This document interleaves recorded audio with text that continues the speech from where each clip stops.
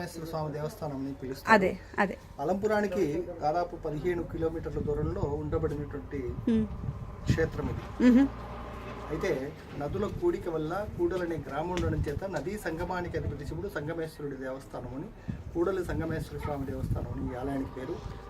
ఈ ఆలయము క్రీస్తు పూర్వమే ఆ సంగమస్థలిలో లింగ ప్రతిష్టలు, ద్వాపరికం నాటి లింగ ప్రతిష్టలు ఉండగా 6వ శతాబ్దంలో బాదామి చాళుక్య రాజులలో ముఖ్యుడైనటువంటి విక్రమాదిత్య రాజు చేత ఈ దేవాలయం నిర్మాణం చేయించారు. అయితే దాదాపు 1500 సంవత్సరాల చరిత్రాత్మకమైనటువంటి కట్టడం శ్రీశైలం ప్రాజెక్టు నిర్మించడం వల్ల అక్కడ ఉంటే ఆలయం ముంపున గురికాబోతుందని ఉద్దేశించి దీనిని సెంట్రల్ ఆర్కియాలజీ డిపార్ట్మెంట్ వారు ప్రతి రాయికి కెమికల్ వాష్ చేసి ఆలయాన్ని ప్రతి రాయికి నంబరింగ్, ఫోటోలు, మ్యాప్లు, బ్లాక్ అండ్ వైట్ ఫిల్మ్ కూడా తయారు చేసుకుని వాటి ఆధారంగా 14 ఏళ్ల పాటు శ్రమించి కోట్లాది రూపాయల ఖర్చుతో యథాతథంగా పునర్నిర్మాణం చేశారు. ఇక్కడ 1976 మొదలుకొని 90 దాకా దాదాపు 14 సంవత్సరాల పాటు శ్రమించి ఇక్కడ యథాతథంగా పునర్నిర్మించడం అనేది ఇది భారతదేశ చరిత్రలోనే మొట్టమొదటిది. దీనిని కూడలి సంగమం ఉంటారు, షన్నది సంగమేశ్వరం ఉంటారు, నివృత్తి సంగమం అని. శ్రీశైల క్షేత్రానికి వాయువ్య ద్వారంగా ఉండి 1976 దాకా కూడా శ్రీశైలాన్ని కూడా మరిపించినటువంటి క్షేత్రం ఇది. ఆ రోజుల్లో అలంపురం కూడా ఇంత ప్రసిద్ధి లేదు. 15 ఏళ్ల బట్టి మీడియా వచ్చిన తర్వాత అలంపూర్ జోగులాంబ శక్తిపీఠం అనేటట్లుగా తెలుస్తుంది. కానీ అది వరకు ప్రతి ఒక్కరు కూడా శివరాత్రి వచ్చిందంటే సంగమస్థలికి చేరుకుని సంగమేశ్వరుని దర్శించి సంగమేశ్వరుని దర్శిస్తే సకల పాపాలు నివృత్తి అయితేనే భావించి శివరాత్రి వచ్చిందంటే ఎద్దుల బండ్ల పైన కాలినడకన రాయలసీమ వాసులు కూడా నందికొట్కూరు, ఆత్మకూరు, మరి కర్నూలు జిల్లా వాసులు, ఇటు కొల్లాపూర్ తాలూకా, మరి ఆలంపూర్ తాలూకా చుట్టుముట్టు గ్రామాల ప్రజలందరూ కూడా ఎద్దుల బండ్ల పైన కాలినడకన చేరుకుని ఆ ప్రత్యక్ష నదుల కలయిక కూడా కనిపించేది. నీలవర్ణంగా కృష్ణాకు సంబంధించి తెలుపు రంగుగా తుంగా, భద్రాడు అట్లా ఉండబడినటువంటి క్షేత్రము. మేము ఈ ఆలయానికి వంశపారంపర్యంగా అర్చకులు. నా కళ్ళెదుటనే అక్కడ 17వ ఏట వరకు చేశాను నేను. అక్కడ నా కళ్ళెదుటనే ఆలయం తీసి పునర్నిర్మించి పునఃప్రతిష్ఠించడం జరిగింది. అట్లాగా అక్కడ వీరిద్దరు ద్వారపాలకులు, యమునాదేవి శిల్పము, ముఖద్వారం చూసినట్లయితే మనకు వేరుగా ఉంటుంది.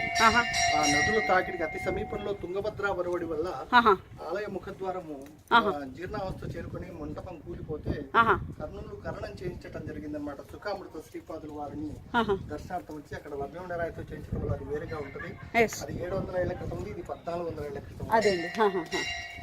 ఇక్కడ హరిహరుడి శిల్పం, విష్ణువు సగము శివుడు సగం. ఇందులో శంఖ చక్ర ఆభరణ కిరీటము, జటాజూట ఢమరక త్రిశూలము, రుద్రాక్ష, శివకేశవులకు భేదం లేని విధంగా ఈ చాళుక్యులు 2 మతాలను సమదృష్టితో చూడడం చేత హరిహర శిల్పం ఉంచడం జరిగింది.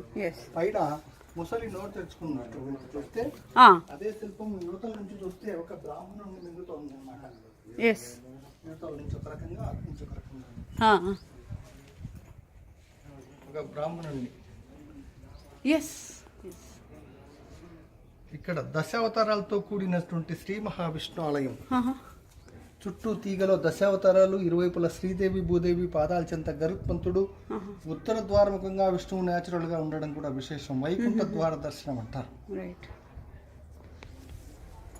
ఇక్కడ కిటికీలు కూడా ఒక్కొక్క కిటికీ ఒక్కొక్క రీతిలో మంచి చెక్కడం అనేది స్వస్తికాకారంగా. పైన గజలక్ష్మి, లక్ష్మీదేవి చాలా బ్యూటిఫుల్ గా ఉంది. ఇక్కడ వచ్చేసి దక్షిణ దిశాధిపతి యముడు, యమధర్మరాజు, చిత్రగుప్తుడు, మహిష వాహనం, దున్నపోతు వాహనమతి. ఇదో రకం కిటికీ, మఖరి తోరణాలు, నాగరాజు విగ్రహం, నాగభైరవమూర్తి. ఇక్కడ గమనించినట్లయితే దీంట్లో డిజైన్ దాగుందని మనకు తెలుస్తుంది. లేదంటే మత్స్య యంత్రం చుట్టూ చేపలతో కూడినటువంటి డిజైన్ లోపల. ఇక్కడ అంధకాసురుడని రాక్షసుడు సంహారం, శివుడు సంహారం చేయటము.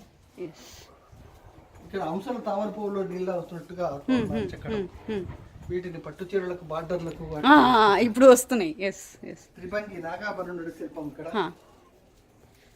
అజంతా శిల్పం మాదిరి. ఈ పైన ఒక నీటి గుర్రాన్ని, అంటే హిపోపటమస్ మింగుతున్నట్టు ముసలి నోట్లో హిపోపటమస్. ఇక్కడ వచ్చేసి మన్మధుడి శిల్పం, పుష్పబాణాలంకుడుతుడు, తామర పువ్వు బాణం, పైన రతి మన్మధులు గదిలో. వాస్తురీత్యా మనం నైరుతిలో బెడ్రూమ్ అని ఇప్పుడు వాస్తులు అనుసరిస్తున్నాం. ఆ రోజుల్లోనే ఆయన స్థానం అది అనేటట్టుగా పెట్టడం.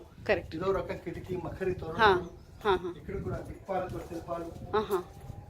ఇది ఒకే రాయి, ఒక రాతిని దాదాపు 1 ఫీట్ మందం ఉంటది. 1 ఫీట్ మందం ఉన్నటువంటి రాయి దీన్ని హోల్స్ చెయ్యి కూడా విధంగా మలిచి చెక్కడం జరిగింది.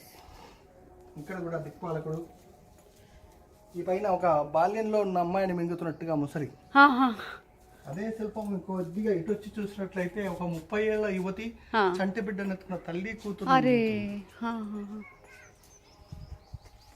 ముఖంలో తేడా ఉంటుంది. ఆహా. ఇక్కడ చివరి నుంచి చూస్తే 80 ఏళ్ళు పైబడిన వృద్ధురాలు శరీరం వాలిపోయి చెవులు వేలబడినట్లుగా హాఫ్ ఫేస్ లాగా. బాల్యం యవ్వన వృద్ధాప్యం Yes. ఇక్కడ పశ్చాకృతిలో గంధర్వ దంపతులు స్త్రీ పురుషులు పూలహారాలు పట్టుకుని ఆకాశంలో వేరేస్తూ సంగీతం మోయిస్తున్నట్టుగా. ఇక్కడ షోడశభజ నటరాజస్వామి 16 భుజాలైనటువంటి శిల్పం అన్ని పాటు చేయడం జరిగింది. ఇక్కడ కూడా ఇటుకతో కడితే ఎట్లుంటుందో డిస్క్ టైప్ నిర్మాణం చేయడం అదే స్టోన్ లో ధ్యానముద్ర. ఇక్కడ కూడా అంశలాకృతిలో గంధర్వులు స్త్రీ పురుషులు. ఇక్కడ లకులీశమూర్తిని శైవమత ఆచార్యుడు దిగంబరమూర్తి భిక్షాటనమూర్తి శిష్య బృందం పక్కన చక్రం ఆకారంగా కడిగి ఆంజనేయ స్వామి.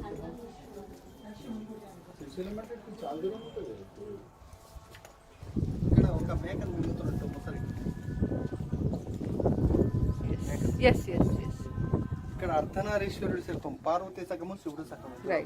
స్త్రీ పురుషులకు కూడా వ్యత్యాసంగా పుష్కందాలు చెవిపోగు పుష్పము శిఖాస్తనము నడుమ ఉయారంగా గాజులు మోకాలు కనుపు స్త్రీకి చదువుగా చీరకొచ్చులు పట్టీలు పాదాలు అన్నీ కూడా శిల్ప చెక్కడం జరిగింది. ఆ పైన ఉన్నటువంటిది ఆమలక శిఖరం అంటారు. ఆమలక టాప్ పార్ట్లో రౌండ్గా. థ్యాంక్ యూ అండి, మీరు చాలా బ్రహ్మాండంగా చెప్పారా.